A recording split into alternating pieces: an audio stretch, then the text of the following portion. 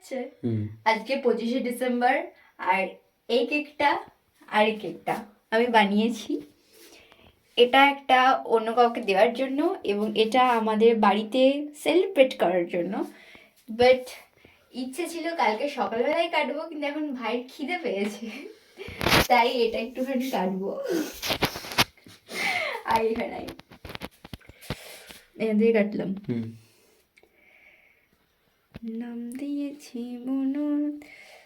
actually এটা সকালবেলায় খেলে এটার টেস্টটা অনেকটা বেড়ে যায়, এবং যেহেতু সবে সবে করা হয়েছে